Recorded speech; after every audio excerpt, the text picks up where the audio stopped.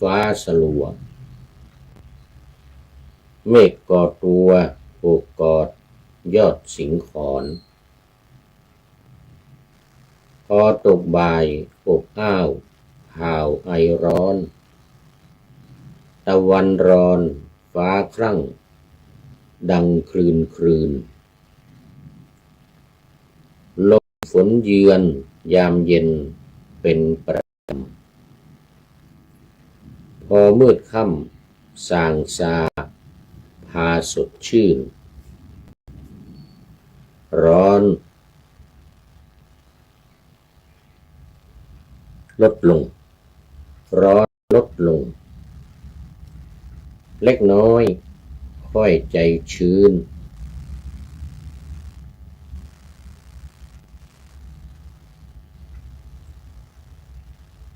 ตอนดึกดื่นเย็นสบายคลายร้อนรนโลกหมุนเวียนเปลี่ยนผันคืนวันผ่านอีกไม่นานร้อนหายกลายเป็นฤดูกาลผลัดเปลี่ยนหมุนเวียนวนแต่ใจคนเปลี่ยนไปไร้กฎเกณฑ์ขอถวายความนอบน้อมแด่พระรัตนตรัยมีพระพุทธเจ้าเป็นต้น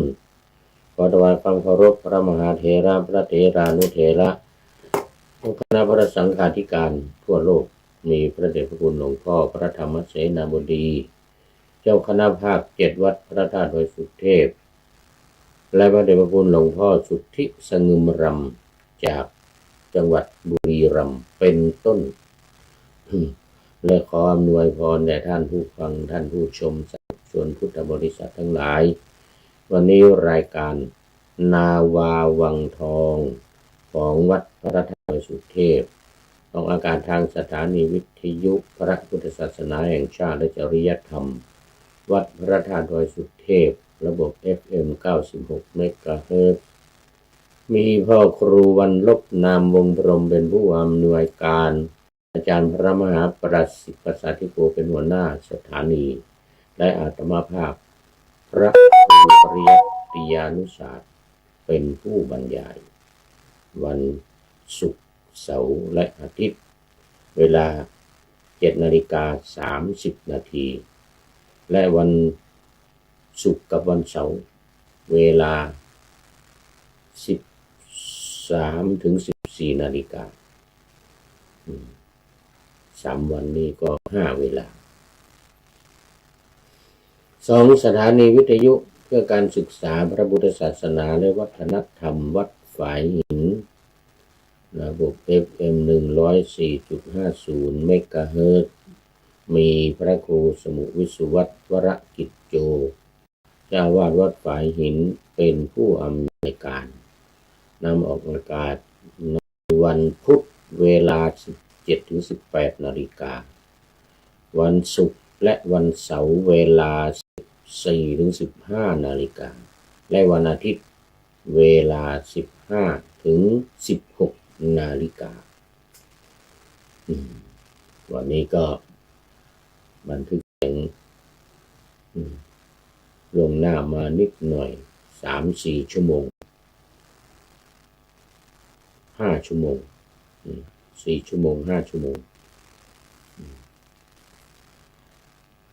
เวลาบ่ายโมงแล้วก็บ่าย 2 โมงบ่ายโมงวัดพระธาตุดอยสุเทพบ่าย 2 โมงวัดฝายหินตอนนี้ขอต้อนรับพระเดชพระคุณหลวงพ่อสุทธิสงึมรำจากบุรีรัมย์วันนี้มาแต่หัวรุ่ง เราเรียกว่าไก่ยังไม่ทันโหสุริโยยังไม่จับขอบฟ้าปะหน้าธรรมาสยังไม่เสร็จพระเดชพระคุณหลวงพ่อเข้ามาแล้วกำลังอ่านบทประพันธ์ได้1 บทหลวงพ่อเข้ามาแล้วพร้อมกับหัวใจใสๆสีชมพูวันเกิดของผู้พูด หลวงพ่ออำนวยอวยพรวันเกิดมาเป็นประจำทุกวันครับขอบพระคุณเป็นอย่างยิ่งตอนนี้ FC ตัวจริงเข้ามาแล้วท่านสุริยันสันตกิตโตคำปาวัดพระธาตุดอยสุเทพนี่ FC ตัวจริง FC รูปแรกของรายการที่จัดบนดอยสุเทพนี่นะตั้งแต่ปี 2565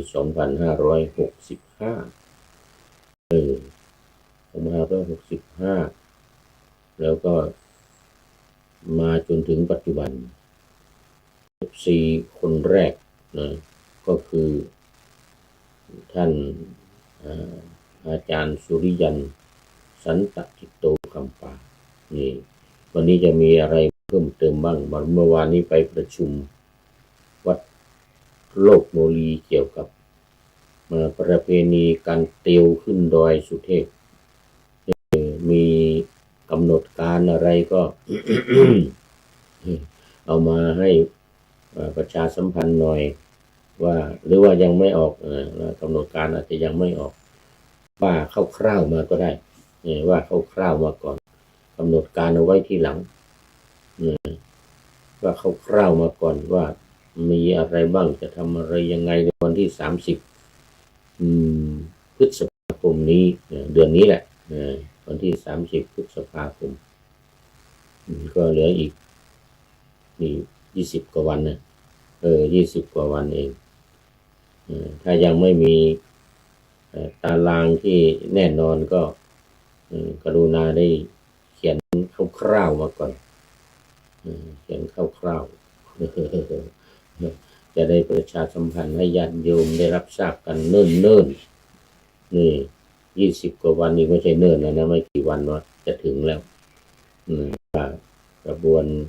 อัญเชิญน้ำสงฆ์พระราชทานเนี่ยจะประกอบด้วยอะไรบ้าง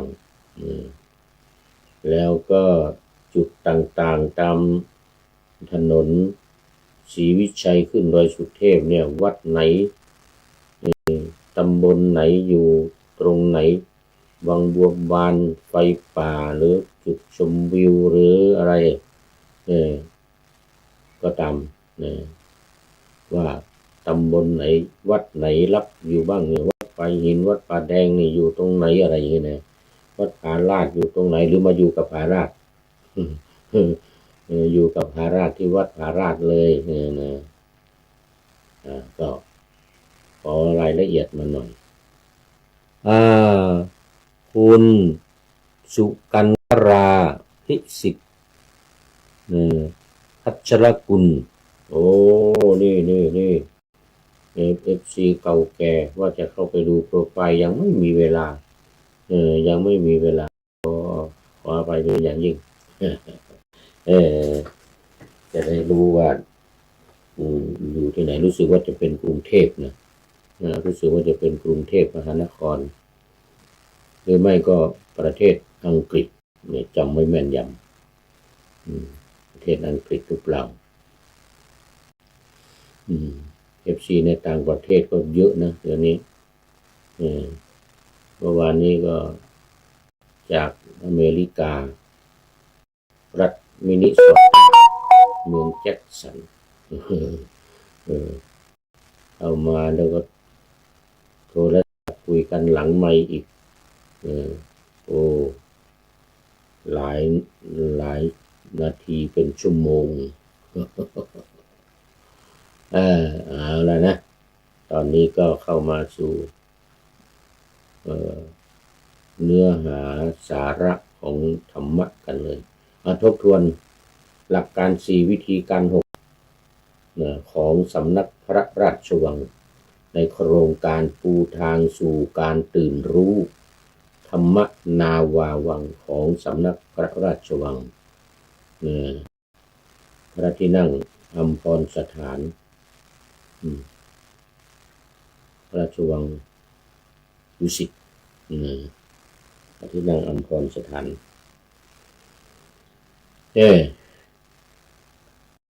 1ถึงพระรัตนตรัย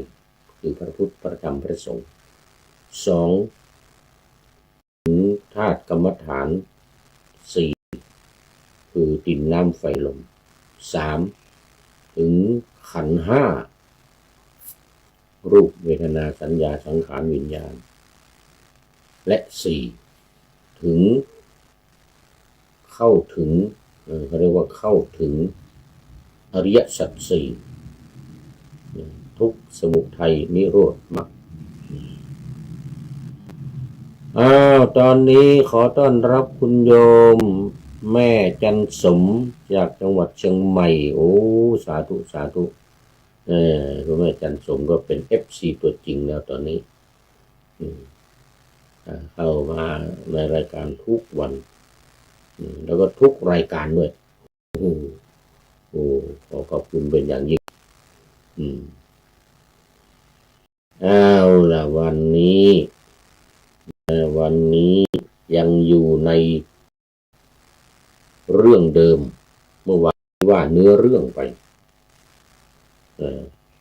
เป็นเรื่องที่10ขลาตยะเปตะเรื่องเปรตบุพกรรมของเปรตเปลือยกายไม่มีนุ่งไม่มีผ้านุ่งตอนนี้จะเป็นรายละเอียดเป็นอรรถกถาที่มาในพระไตรปิฎกฉบับที่26เล่มที่26ขุททกนิกายเป็นนิกายสุดท้ายนิกายสุดท้ายนี่มีอยู่9เล่ม25ถึง33อันนี้เล่มที่26วิมานวัตถุเปตวัตถุเทระคาถาเถรีคาถาตอนนี้อยู่ในเปตวัตถุพูดถึงเรื่องของเปรตหรือผู้ที่ละจากโลกนี้ไปแล้วเขาเรียกว่าเป็นเปรตทั้งดีและไม่ดีนะเปรตดีนี่อยู่บนสวรรค์นุ่นชั้น5ชั้น6ชั้น10 6นุ่นเป็นเปรตทั้งนั้นเพราะว่ามันหมายถึงผู้ที่ละจากโลกนี้ไปและไปอยู่โลกหน้าเขาเรียกเปรตดีก็มีเปรตไม่ดีก็มีเปรตอยู่ในนรกหรือก็เป็นสัมภเวสีอยู่แถวในเมืองคนเปรตเหล่านี้บางทีตัวใหญ่สูงคอยาวมือยาวโอ้เห็นอยู่ขออภัยสูงลำตาลนี่เท่าต้นตาลนี่โอ้แต่ตัวยังไม่ตายนะแต่อันนี้เป็นเปรตตัวยังไม่ตายมีโทษก็คือกินของวัดโดยไม่ได้รับอนุญาตนี่เป็นเปรตเนี่ยเปรตผีดิบเลยนะเป็นเปรตดิบโอ้คุณโยมจันสมบอกว่าสาธุทำค่านะพระอาจารย์โอ้สาธุทำโมทนาเป็นอย่างยิ่งโยมแม่จันสม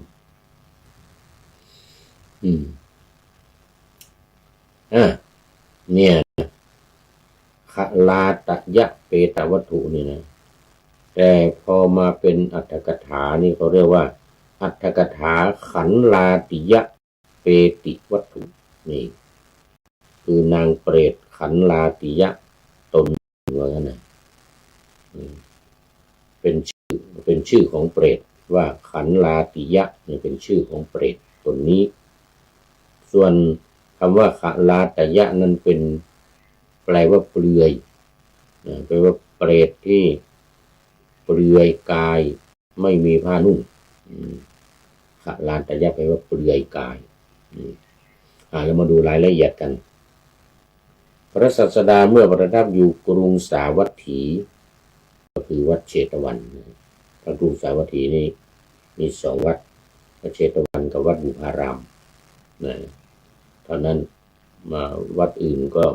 ไม่ไปแต่ราวป่าหรือไม่ก็บางทีก็ไปตามเมืองเล็กๆในสาวัตถีนั่นแหละในเมืองสาวัตถีเมืองใหญ่ แล้วก็มีเมืองเล็กๆเป็นอำเภออะไรนั่นลักษณะเป็นอำเภอหรือเป็นตำบลจะมีวัดอยู่ไปตามตำบลหรืออำเภอนั่นก็พระพุทธองค์ก็เสด็จไปเหมือนกันประทับอยู่ทรงปรารภนางเปรตขันลาติยะตนหนึ่งจึงตรัสคำเริ่มต้นว่ากานุอันโตวิมานะสมิงเป็นต้นได้ยินว่าในอดีตการกรุงพาราณสียังมีหญิงผู้อาศัยรูปเลี้ยงชีพตนหนึ่งรูปร่างสวยน่าดูน่าชมประกอบด้วยผิวพรรณอันงดงามยิ่งนักมีกำแห่งผมน่ารื่นรมใจนี่กำผมนี่นะทำมัดเป็นปอยดูแล้วน่ารื่นรมใจนะก็ได้กำผมจริงอยู่ผมของนางดำยาวละเอียดอ่อนนุ่มสนิทมีปลายตวัดขึ้นเหมือนนางวิสาขาเลยนางวิสาขานี่ปลายผมนี่ยาวลงไปถึงส้นเท้าเลยนะถึงน่องนู่นนะจะยาวลงไปตรงแล้วก็ปลายผมจะงอนขึ้นอย่างนี้ปลายผมงอนขึ้นลงไปแล้วไม่ถึงจะงอนขึ้นนี่อันนี้เหมือนเดียวกันนางเปรตตัวนี้ตอนเป็นมนุษย์เนี่ยเหมือนเดียวกันเลยมีปลายตวัดขึ้นนี่เกล้าเป็นสองแฉกสยายนู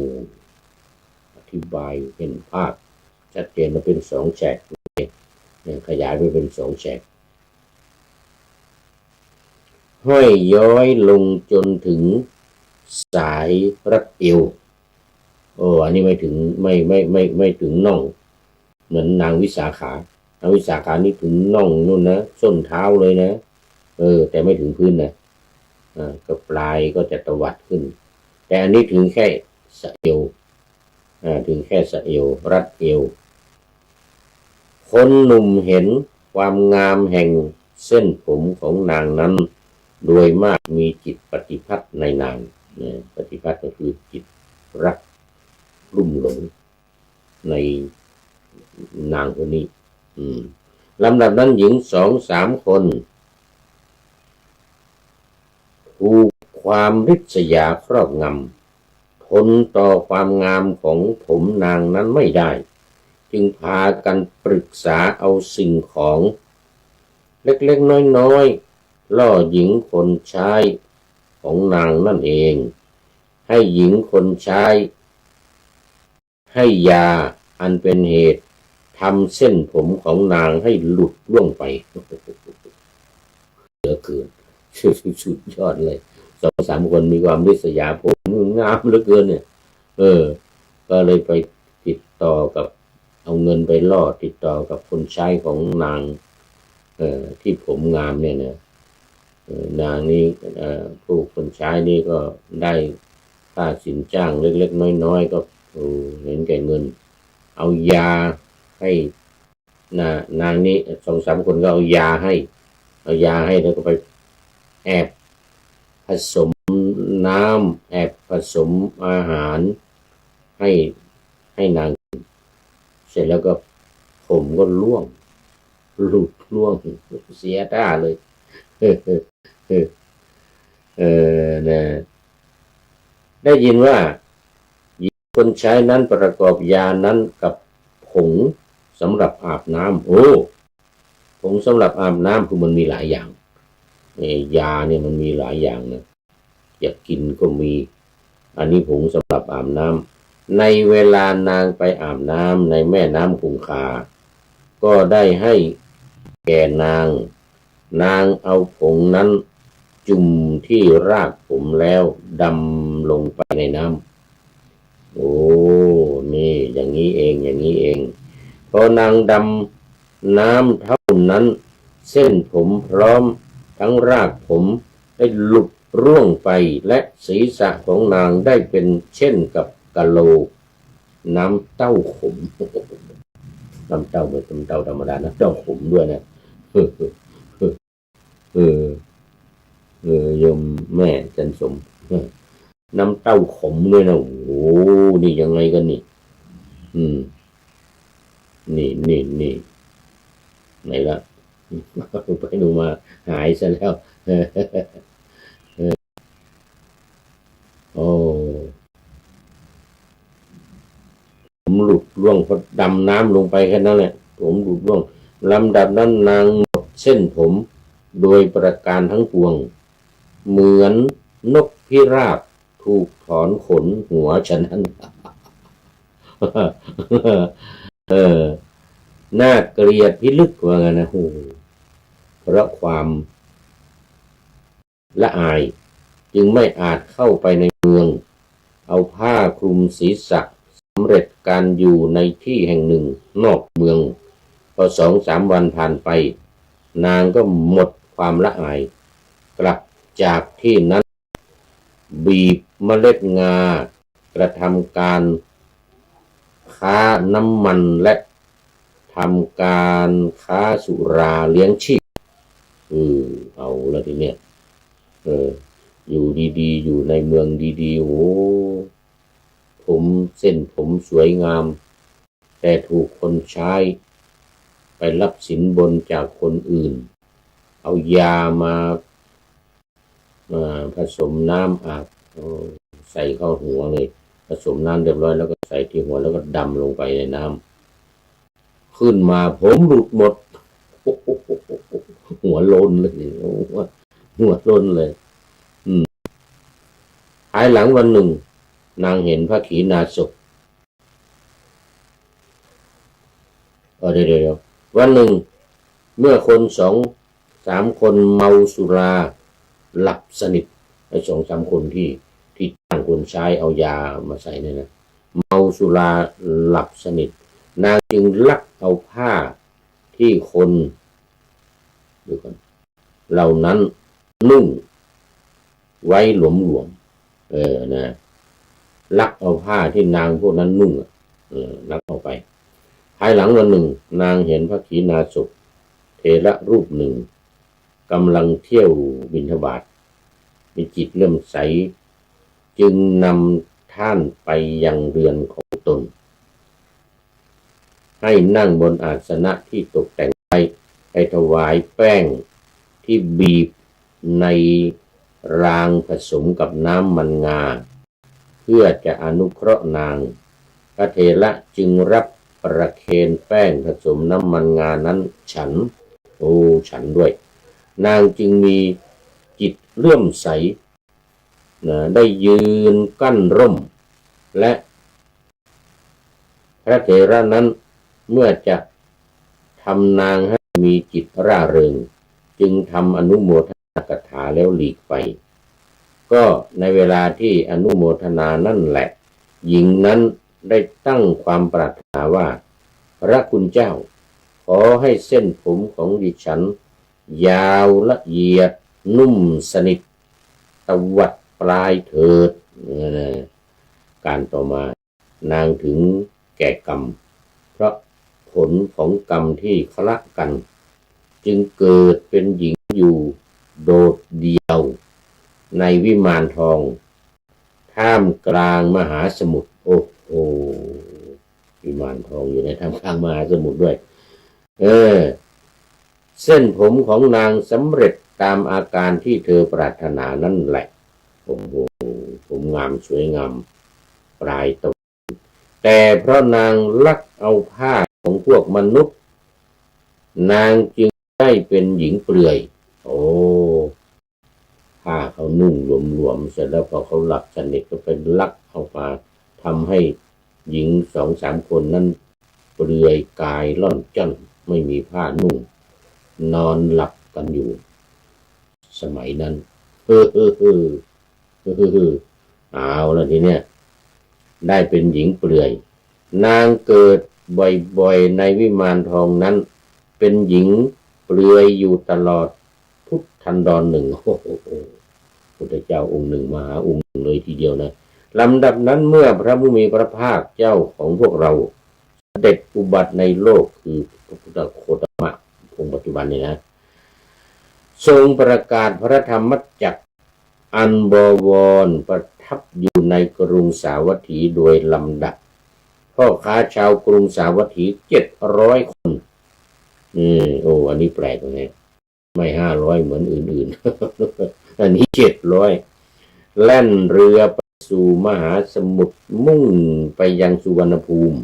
โอ้มาเมืองไทยโอ้โหนี่นาวาที่พวกพ่อค้านั้นขึ้นไปถูกกำลังลมพัดผันให้ปั่นป่วนจึงหมุนเคว้งคว้าง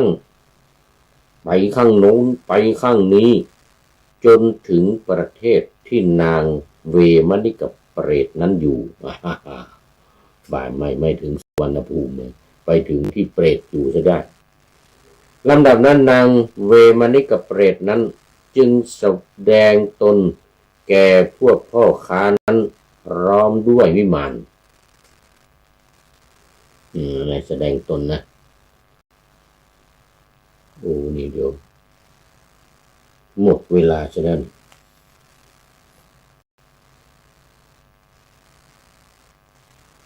โอ้ยังไม่หมดเ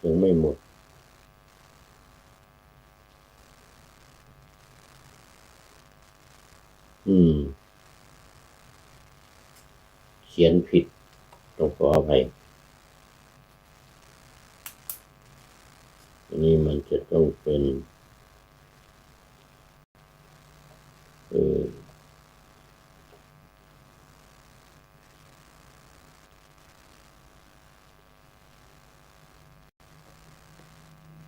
นี่นะ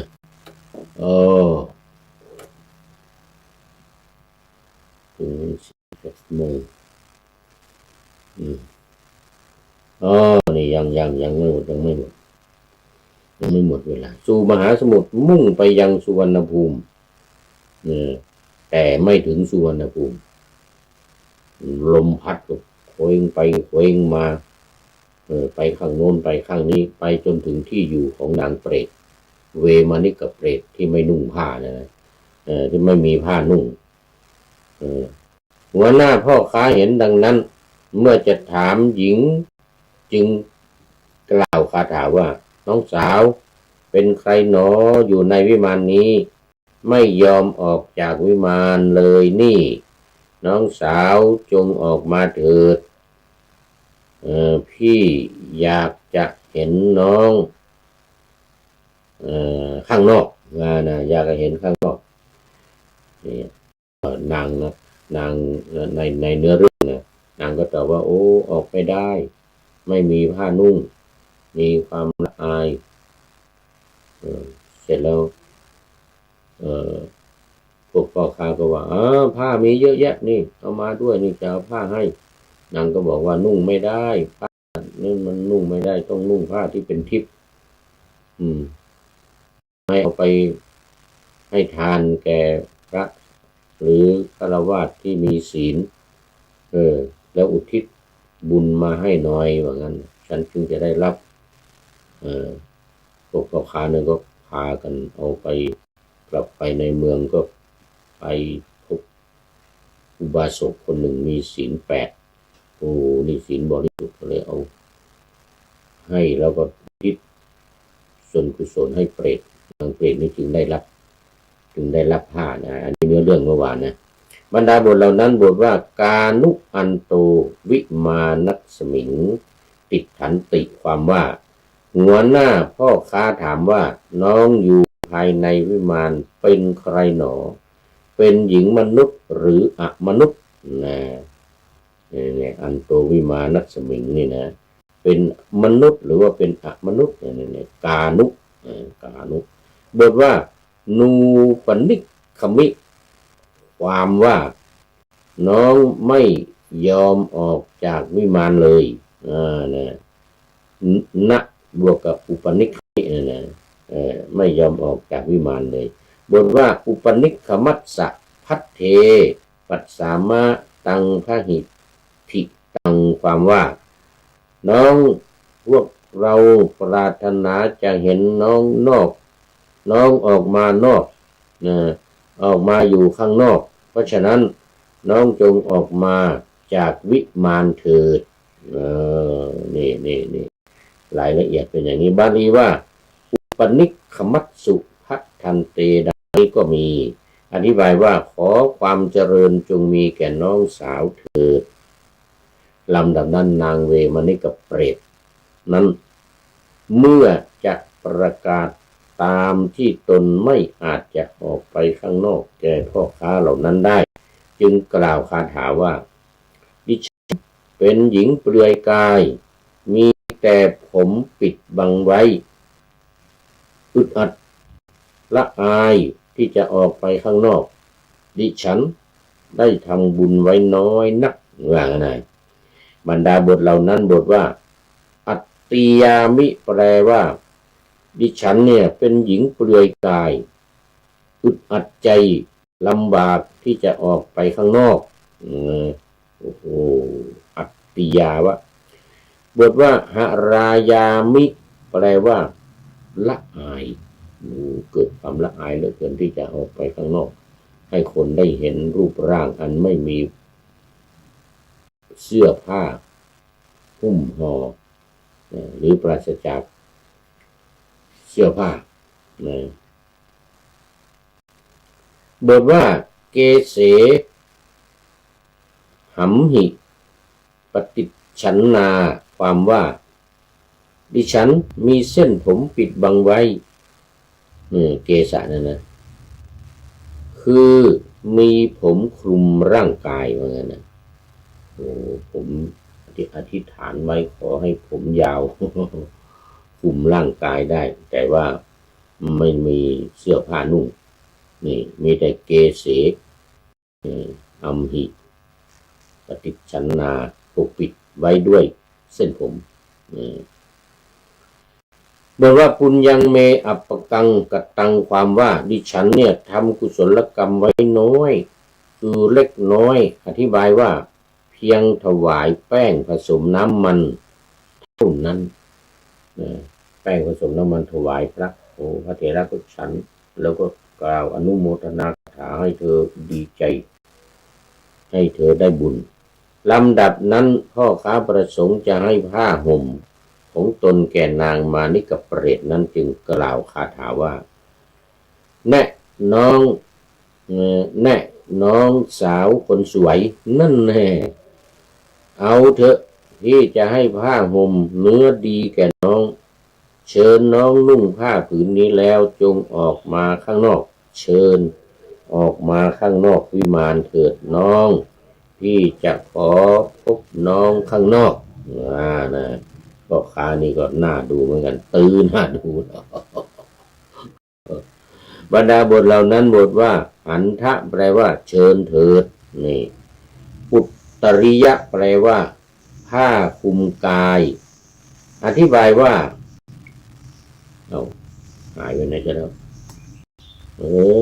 ไม่ได้เรื่องแล้วนี่แต่ทำไม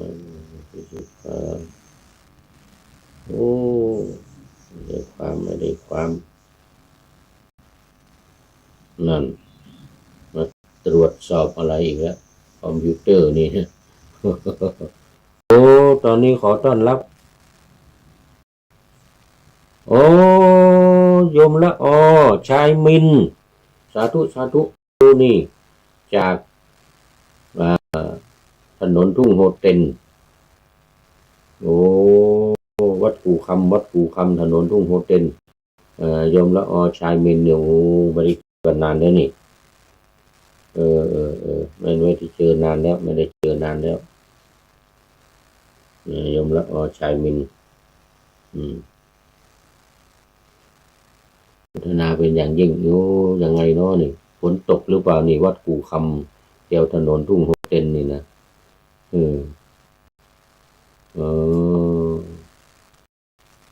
ไม่ค่อยได้ผ่านไปทางโน้นผ่านไปจะไปแวะเยี่ยมวัดกูคำ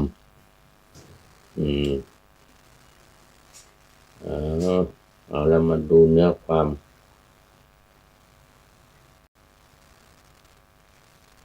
นี่ บทว่าอัตตริยังแปลว่าผ้าคลุมกายอธิบายว่าผ้าห่มนะผ้าคลุมกายหรือผ้าห่มทัทามิเตแปลว่าพี่จะให้แก่น้องทัทามิว่าจะให้คือจะให้ผ้านุ่งจะให้ผ้านุ่งห่มอีกทั้งพุทธสังนิวาสยะได้แก่น้องจงนุ่งผ้าห่มผืนนี้ของพี่เถิดอีกทั้งพุทธสังนิวาสยะโสภเนแปลว่าแน่น้องหญิงผู้มีรูปร่างสวยงามนี่นะก็แลพ่อค้ากรั้นกล่าวอย่างนี้แล้วจึงนำเอาผ้าห่มของตนไปให้แก่นางเวมนิกเปรตเมื่อจะแสดงความที่พ่อค้าผู้มอบผ้าห่มให้อย่างนั้นเป็นการอนุเคราะห์แก่ตนและการที่พ่อค้าให้ผ้าห่มอย่างนั้นสำเร็จประโยชน์จึงกล่าวสองคาถา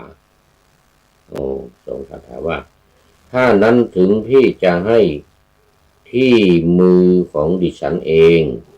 ด้วยมือของพี่ก็ไม่สำเร็จแก่น้องได้ดอกถ้าในหมู่มนุษย์นี้มีอุบาสกผู้มีศรัทธาเป็นพระสาวกของพระสัมมาสัมพุทธเจ้า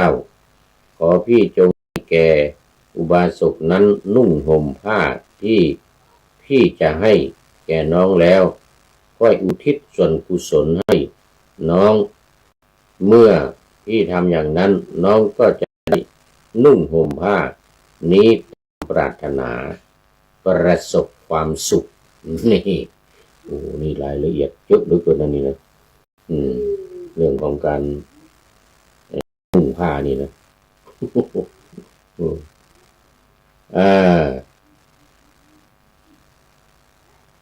บรรดาบทเหล่านั้นบทว่าหัตเถนะหัตเถเตทินนังนะไมหังอุปกัปปติความว่าดูก่อนท่านผู้มีนิรทุกข์ทานที่พี่ให้ในมือของน้องย่อมไม่สำเร็จคือย่อมไม่ผลิตผล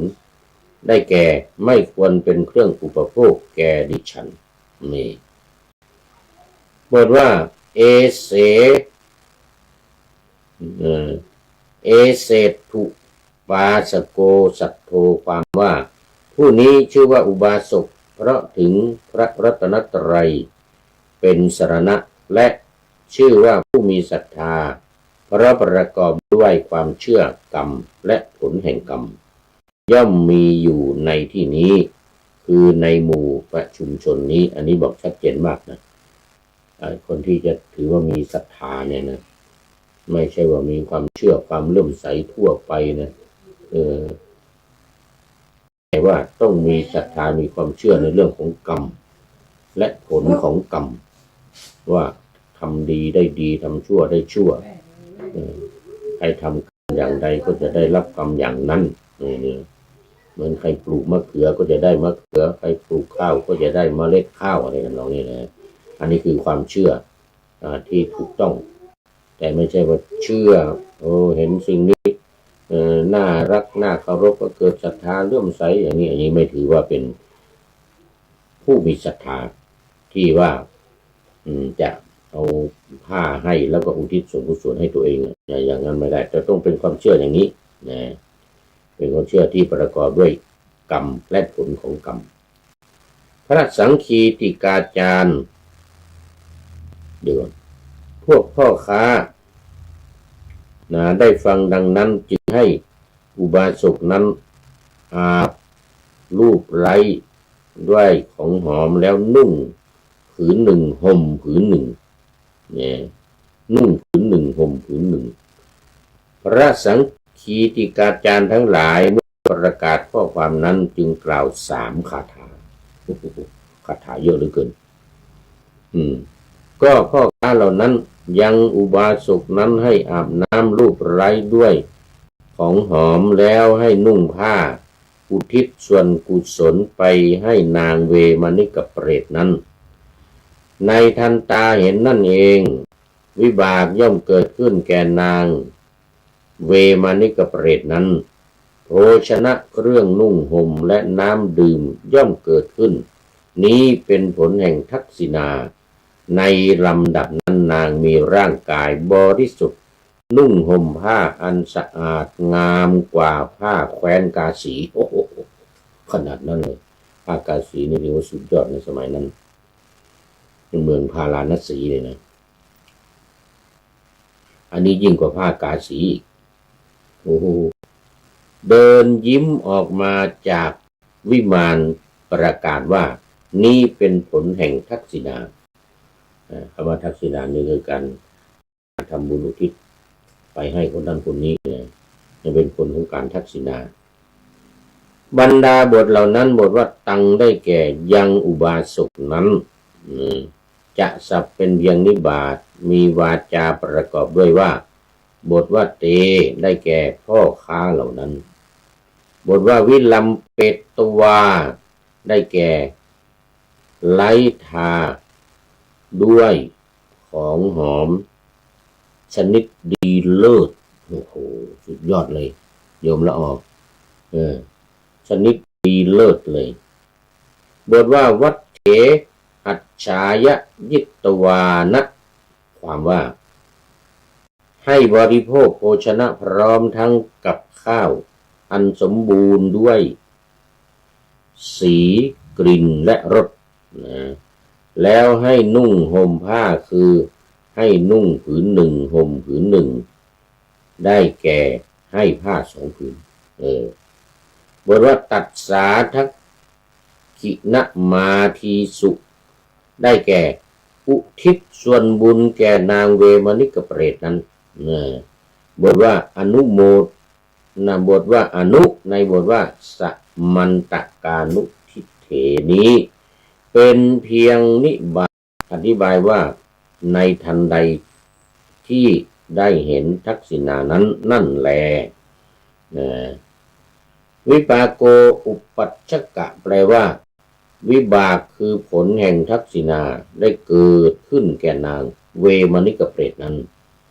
เพื่อจะหลีกเลี่ยงคำถามว่าวิบากเป็นเช่นไรนางเวมานิกเปรตจึงกล่าวว่า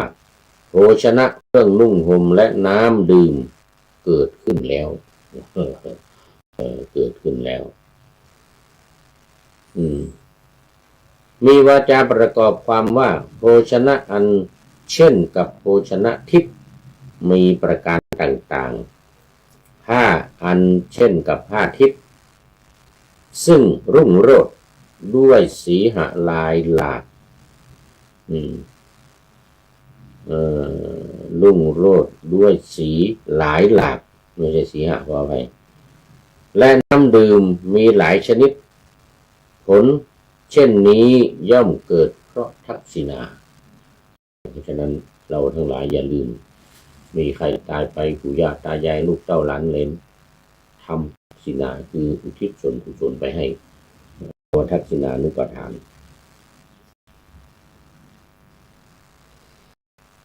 บทว่าตัดโตได้แก่ภายหลังแก่การได้รับวัตถุมีโภชนะตามที่ได้กล่าวแล้ว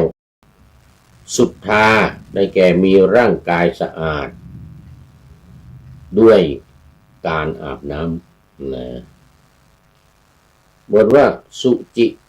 วสนาได้แก่นุ่งห่มผ้าอันสะอาดดีสุแปลว่าดี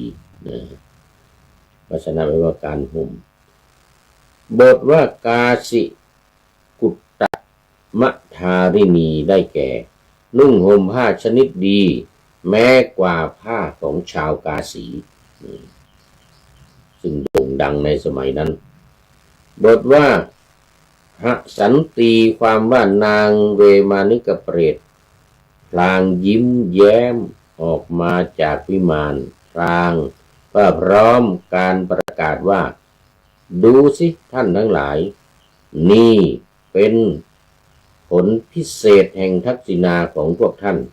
เป็นอันดับแรกนี่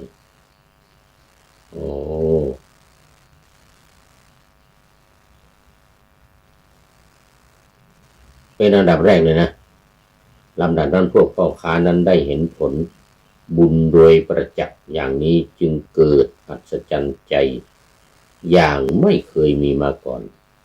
เกิดความเคารพนับถือมากในอุบาสกนั้นพากันกระทำอัญชลีกรรมเข้าไปนั่งใกล้อุบาสกนั้นฝ่ายอุบาสกให้พ่อค้าเหล่านั้นเลื่อมใสในธรรมกถาโดยประมาณยิ่งและให้ตั้งอยู่ในสรณะและศีลพวกพ่อค้านั้นจึงถามถึงกรรมที่นางเวมานิกเปรตนั้นกระทำไว้ด้วยคาถานี้ว่าวิมานของท่านช่างงดงามมีรูปภาพอันวิจิตรด้วยดีสว่างไสวชื่อของพูดออกมาแล้ว ดูก่อนนางเทพธิดาอันพวกข้าพเจ้าทั้งหลายถามแล้วขอท่านจงบอกเถิดว่านี้เป็นผลของอะไรบรรดาบทเหล่านั้นบทว่าสุจิตตรูปังได้แก่มีรูปภาพอันวิจิตรที่เขาจัดแจงไว้ด้วยดีแล้วโดยเป็นรูปม้าสตรีและบุรุษเป็นต้นและโดยมาลากรรมกรรมคือการทำดอกไม้นะและละดากรรมเป็นต้นละดานี่แปลว่าเครือวันเครือไม้บทว่าลุจิรังได้แก่หน้ารื่นรมหน้าชมเชยลุจิรังมันหน้ารื่นรมหน้าชมเชยบทว่ากิจสะกรรมัตสิทางพลังความว่านี้เป็นผลของกามเช่นไรคือเป็นผลของทานามัยหรือของศีลไมัยนี่เป็นคำถามกิจสะกรรมัตสมิทังนางเทพธิดานั้นถูกพวกพ่อค้านั้นถวายเดี๋ยวก่อนถาม อย่างนี้แล้วเมื่อจะบอกผลกรรมทั้งสองอย่างนี้ว่านี้เป็นผลของกุศลกรรมนิดหน่อยที่ดิฉันกระทำไว้เป็นอันดับแรกแต่สำหรับอกุศลกรรมอันเป็นเช่นนี้ในนรกต่อไปดังนี้ จึงให้กล่าวคาถาหลายว่าเมื่อดิฉันเป็นมนุษย์อยู่นั้นมีจิตเลื่อมใสได้ถวายแป้งคั่วอันเจือด้วยน้ำมันแก่ภิกษุผู้เที่ยวบิณฑบาตมีจิตซื่อตรงดิฉันได้เสวยวิบากแห่งกุศลกรรมนั้นในวิมานนี้สิ้นกาลนานก็ผลบุญนั้นเดี๋ยวนี้ยังเหลืออยู่นิดหน่อยพ้น4 เดือนนี้ไปแล้วดิฉันจักจุติจากวิมานนี้จักไปตกนรกเร่าร้อนแสนสาหัสมี4 เหลี่ยม4 ประตูแบ่งเป็นห้องล้อมด้วยกำแพงเหล็กครอบด้วยแผ่นเหล็กโอ้โหละเอียดมากพื้นแห่งนรกนั้นล้วนแล้วด้วยเหล็กแดงลุกเป็นเปลวเพลิงโอ้โหน่ากลัวมาก ประกอบด้วยความร้อนแผ่ไปตลอด100 โยชน์โอ้โหเอา1 กิโลกับ600 เมตรไปคูณ100มันจะเป็นออกมากี่กิโลก็ว่ากันตามนั้น โดยรอบตั้งอยู่ทุกเมื่อดิฉันจะต้องเสวยทุกขเวทนาในนรกนั้นตลอดกาลนานก็การเสวยทุกข์เช่นนี้เป็นผลของกรรมชั่วเพราะฉะนั้นดิฉันจึงเศร้าโศกอย่างแรงกล้าที่จะไปเกิดในนรกนั้นเมื่อนางเทพธิดานั้นประกาศผลแห่งกรรมที่ตนได้ทำไว้และภัยที่จะตกนรกในอนาคตอย่างนั้นด้วยความกรุณาเตือนใจให้คิดว่าเอาเถิดเราจักเป็นที่พึ่งของนางแล้วกล่าวว่าดูก่อนแม่เทพธิดาเธอสำเร็จความปรารถนาทุกอย่างกลายเป็นผู้ป ประกอบด้วยสมบัติอันยิ่งด้วยอำนาจทานของเราผู้เดียวเท่านั้นแต่บัดนี้เจ้าให้ทานแก่อุบาสกเหล่านั้นแล้วหวนระลึกถึงคุณแห่งพระศาสดาจึงหลุดพ้นจากความเกิดในนรกได้ก็ให้ระลึกอย่างนี้จึงจะได้พ้นจากนรกอย่างนี้นะนางเปรตนั้นมีใจร่าเริงยินดีกล่าวว่าดีละแล้วให้อุบาสกเหล่านั้นอิ่มหนำด้วยข้าวและน้ำอันเป็นของทิพย์ให้ผ้าทิพย์และแก้วหลายชนิดนางได้ถวายคู่ผ้าทิพย์มุ่งพระผู้มีพระภาคเจ้าในมือของอุบาสกเหล่านั้นโดยให้อุบาสกเหล่านั้นนำไปถวายพระพุทธเจ้าแล้วกล่าวว่าข้าแต่ท่านผู้เจริญนางเวมานิกเปรตตนหนึ่งขอฝากไว้ด้วยเสียงกล้าวแทบพระบาทของพระผู้มีพระภาคเจ้าดังนี้แล้วจึงไปกรุงสาวัตถีแล้วส่งการถวายบังคมไปยังพระศาสดาว่าขอท่านทั้งหลายจงถวายบังคมพระศาสดาตามคำของเราเถิดและในวันนั้นนั่นเองนางได้นำเรือนั้นไปจอดอย่างท่าที่อุบาสกเหล่านั้นปรารถนาด้วยอิทธานุภาพของตนลำดับนั้นพ่อค้าเหล่านั้นนอกจากท่านั้นแล้วขออภัยออกจากท่านั้นแล้วจึงถึงกรุงสาวัตถีโดยลำดับเข้าไปเฝ้าเชตวันเข้าพระศาสดาณเชตวันถวายคู่ผ้าแด่พระศาสดาและได้ให้พระองค์ทรงทราบถึงการฝากไหว้ของนางแล้วกราบทูลเรื่องนั้นตั้งแต่ต้นแด่พระผู้มีพระภาคเจ้า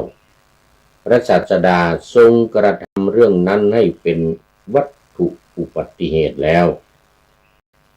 ทรงแสดงธรรมโดยพิสดารแก่บริษัทผู้นั่งพร้อมกันณที่นั้นพระธรรมเทศนานั้นก็ได้เป็นประโยชน์แก่ชนทั้งหลายเหล่านั้นเป็นอันมากก็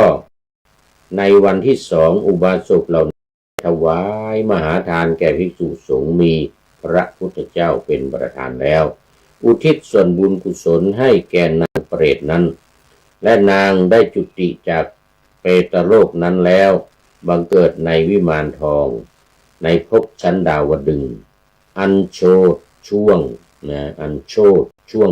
ไปด้วยรัตนะต่างๆมีนางอัปสร 1,000 นางเป็นบริวารโอ้โหนางเวมานิกเปรตที่ตกไปอยู่จะต้องในนรกต่อกาลนานนะพอได้รับทานที่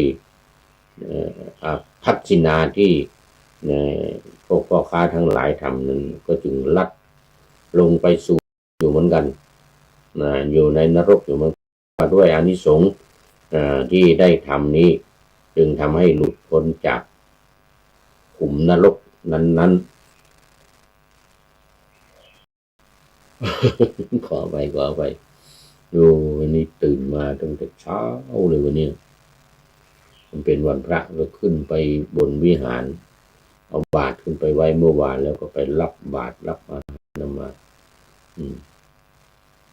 แล้วก็ไปนั่งตอนรับแขกพรมน้ำมนต์ให้พรแก่ญาติโยมบนวิหารถึง9 โมงมันก็เลยลงมาก็ต้องรีบมาจัดรายการนี้เพราะว่าในตอนบ่ายรายการนี้จะออกอากาศในตอนบ่าย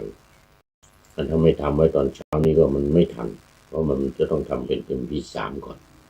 แล้วจึงจะไปเปิดในสถานีวิทยุได้เอาละอุบาสกเหล่านั้นได้ถวายมหาทานเรียบร้อยแล้วนางก็บังเกิดแล้วในบนสวรรค์ชั้นดาวดึงส์มีนางฟ้าตั้ง 1,000 นางเป็นบริวารจบอรรถกถาขันลาติย ติวัตถุนะเพราะว่าคันลาติยะเป็นชื่อของนางเวมนิกเปรตที่พุทธกายนั้นเรื่องก็จบพอดีเวลาก็หมดพอดีวันนี้ผู้ใดหนอแลมาสุดท้ายโอ้คุณโยมทิพวรรณสินวงศ์ ยังไม่ได้อ่านต้องขออภัยหมดเวลาพอดี คุณโยมทิพวรรณสินทุวงศ์บอกว่าวันนี้วันศีลเดี๋ยวก่อนวันนี้วันศีลกลับจากวัดน้อมในธรรมสาธุสาธุนะโอ้เพิ่งกลับจากวัดมาโอ้โมทนาก็เลยเข้ามา ขออภัยเป็นท่านสุดท้ายในรายการวันนี้ขอโมทนาเป็นอย่างยิ่งและท่านอื่นๆยมละยมจันสมโอ้หลายท่านที่ ขออภัยที่เข้ามาแล้วผ่านไปแล้วนะเป็นอย่างยิ่งมาดูข้อคิดท้ายการวันนี้ได้จากคุณไพโรจน์ปิยวงศ์วานนี่ก็เป็นนักประพันธ์เขียนบทกลอนได้สุดยอดเลยนะได้นำมาตัวหัวเป็นข้อคิดท้ายรายการแล้วหลายครั้งแล้ววันนี้เขียนว่าเสียงดุเบาบางใกล้จางหายย่างเข้าปลายฤดูสู่วัฏสาร้อนคิมหันผันกลายใกล้อำลามวลเมฆากระจายตัวทั่วอัมพรอัมพรก็คือท้องฟ้ามวลเมฆานี่จะให้ไปทั่วท้องฟ้าเลยนะแดดไม่แรงไร้แสงจ้าฟ้าสลัวนี่เมฆกอดตัวกอดยอดสิงขรโอ้โหยอดภูเขานี่มีเมฆคลุมอยู่โดยเฉพาะมองเข้าไปในเมืองนี่นะเมืองเชียงใหม่นี่จะเป็นสีชมพูสีวันเกิดของตัว สีวันเกิดของผู้พูดยอดสิงขรพอตกใบอบอ้าวพาวไอร้อนตะวันร้อนฟ้าคลั่งดังครืนลมฝนเยือนยามเย็นเป็นประจำพอมืดค่ำสางซาพาสดชื่นร้อนลดลงเล็กน้อยค่อยใจชื้นตอนดึกดื่นเย็นสบายคลายร้อนรนบนดอยสุเทพนี่ตลอดปีเลยนะตอนดึกดื่นมานี่นะต้องห่มผ้าคลายร้อนรนอย่างว่า